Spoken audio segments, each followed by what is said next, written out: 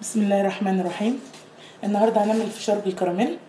المقادير عندنا كوبايه صغيره تقريبا سكر. انا عندي سكر بني، ممكن تعمليه بالسكر الابيض العادي، مفيش اي مشكله. وعندنا الفشار، وعندنا زيت عشان الفشار. هنا عندنا الفشار، هنحتاج معاه الزيت بتاعه عشان نعمل الفشار. ومكونات الكراميل: السكر، وهنا نص معلقه ملح صغيره، ودي معلقه صغيره بيكربونات الصوديوم او كربوناتو زي ما بنقول عليها في مصر. لو مفيش ممكن تستخدمي البيكنج باودر بدلها. وهنا زبده، ده عشان الكراميل.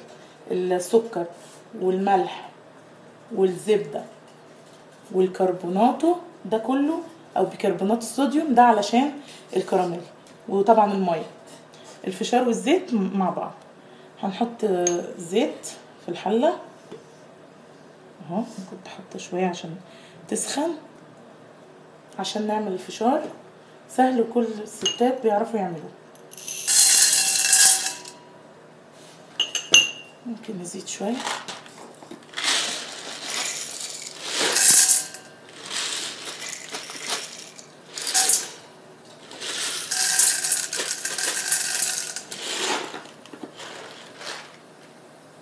طبعا لما بيفيض بنقدر نعمل منه بالملح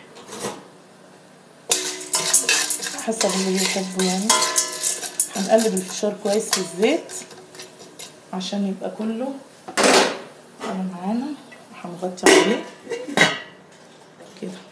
هنبتدي بقى نشتغل في الكراميل. هو ده يعني نوعا ما الصعوبة فيه شوية. ممكن ننقل الفشار هنا نشتغل كده. لا مش باين في الكاميرا كده. ان شاء الله كل شيء شغال. بسم الله. والفشار بتاعي بيتعمل. هشتغل انا في الكراميل. هنعمل ايه؟ هنضيف السكر، وهتضيفي الميه، وهنضيف حوالي 150 جرام زبده.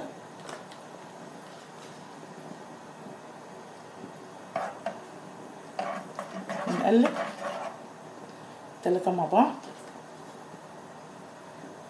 والملح معاهم عشان يبين لنا النكهه. الملح ده عشان نكهه الكراميل كلها تبقى مع بعضها متجانسه يعني.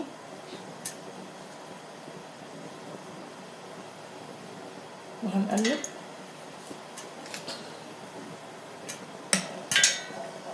هنحاول نقلب السكر مع الميه مع الزبده والملح.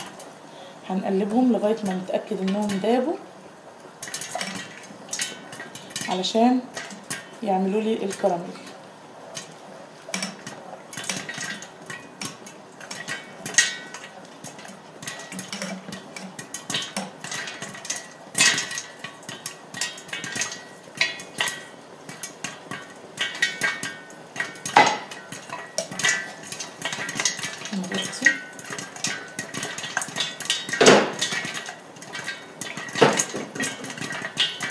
الوقت ده هيكون عندك مج او حاجه فيها ميه ومعاكي منديل، هتبليه تعصريه. والكراميل اللي بيتعمل هتمسحي الحواف بتاعه الحله علشان ما يسكرش معانا بعد كده.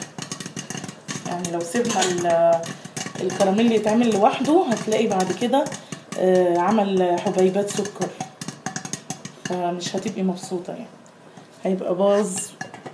هنقلب الفشار.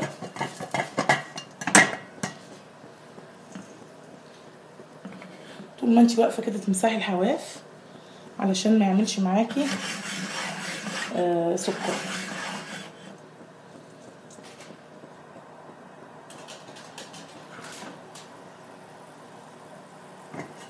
الفشار بتاعنا خلص ما شاء الله، مبياخدش وقت. بصوا على طول بقى عندنا الفشار اهو.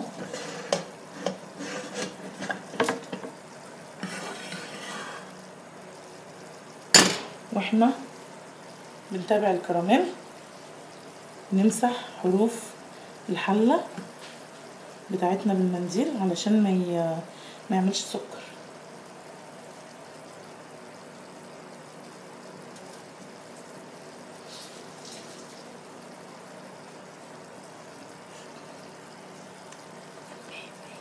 كل شوية نبل نمسح. الكراميل بتاعنا بيتعمل، استنى لما يتقل شوية.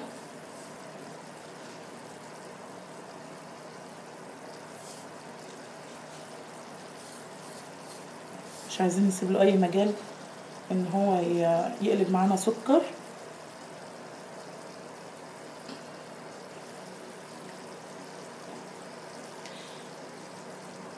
بتعمليه بامكانيات بسيطة وبيعجب الولاد جدا. موجود في المحلات بس مش موجود، مش منتشر قوي يعني. احنا هنا كنا بنشتريه وفجأة ما بقناش نلاقيه، فجربت اعمله لقيته سهل واطعم كمان والذ من اللي بره، وما بيكلفناش حاجه ولا وقت ولا فلوس يعني. الكراميل بتاعنا اهو بيتعمل ان شاء الله، حاجه بسيطه ونعمله. والبيكربونات هنحطها بعد لما الكراميل يستوي، لما يجهز معانا هنحط عليها البيكربونات عشان تضيع الرطوبه من الكراميل، ما يمسكش كده ويبقى ناشف قوي، ما يأستكش يعني جامد، او ما يبقاش ناشف قوي، لا بيبقى كريسبي كده ومقرمش.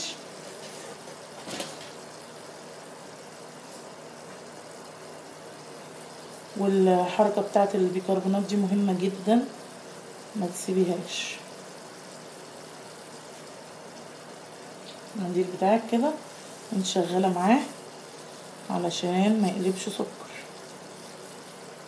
جربت اعمله كتير من غير حركه المنديل دي، فشل وقلب معايا حبيبات كده، وطبعا ما بيبقاش حلو خالص، بيترمي.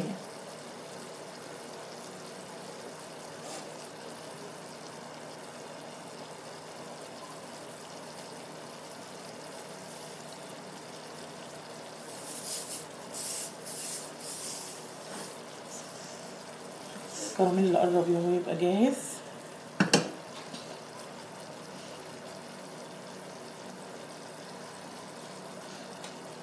نشوف مع بعض.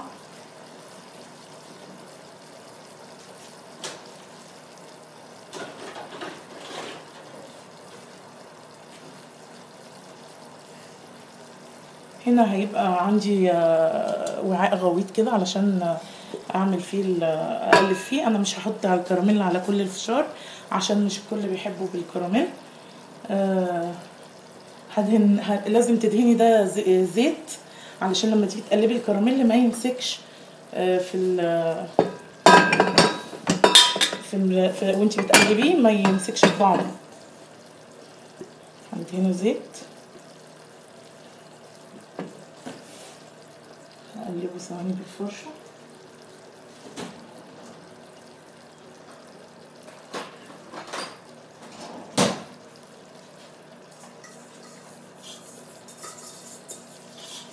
تمسحي الجوانب بتاعته كلها بالزيت عشان يبقى سهل معاكي في التقليب، تقدري تتحكمي فيه وتقلبيه بسهوله. وفي نفس الوقت هيبقى عندك معلقه برضو خشب او اي حاجه انتي دهنها زيت عشان برضو لما تقلبي ما تمسكش معاكي. دلوقتي جه وقت البيكربونات، نشوف هنحطها ازاي. اهو بصي، اول ما تحطي البيكربونات ايه اللي هيحصل؟ اهو بيفور معاكي ولونه بيفتح وبيبقى جميل جدا. نقلب.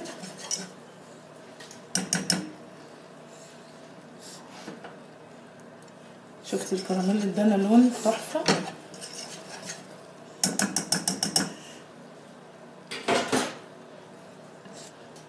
هحط انا كميه من الفشار، سوري،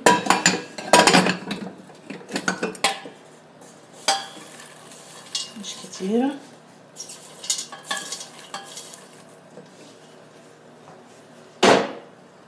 بسرعه عندنا المعلقه اللي حاطين عليها حاطين فيها الزيت اهو اهو. بسم الله. متسيبيش اي حاجه في الحله. الكراميل ده طعمه تحفه ولذيذ جدا اهو. بسم الله.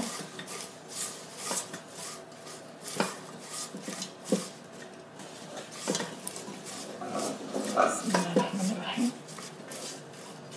نحاول نقلب بسرعه علشان كله ياخد معانا الكراميل.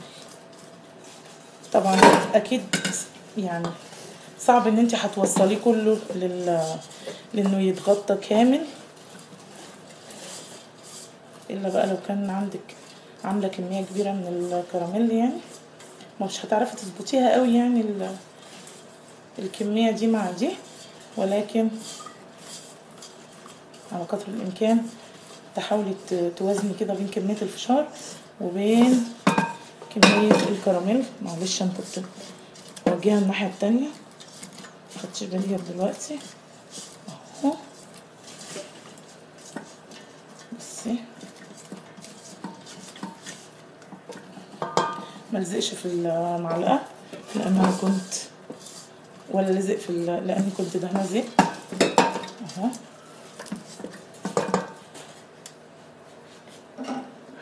دلوقتي هناخده هنغرفه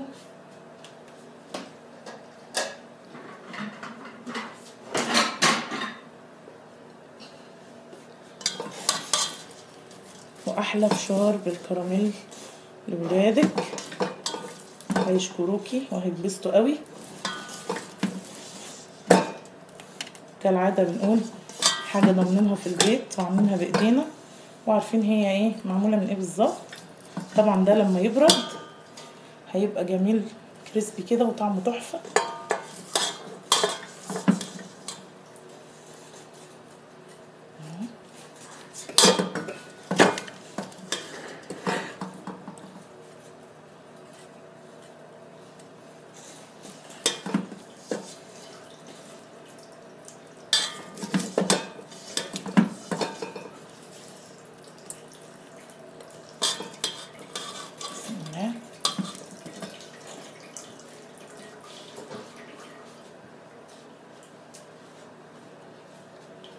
وده احلى فشار بالكراميل لولادك، وان شاء الله يعجبك.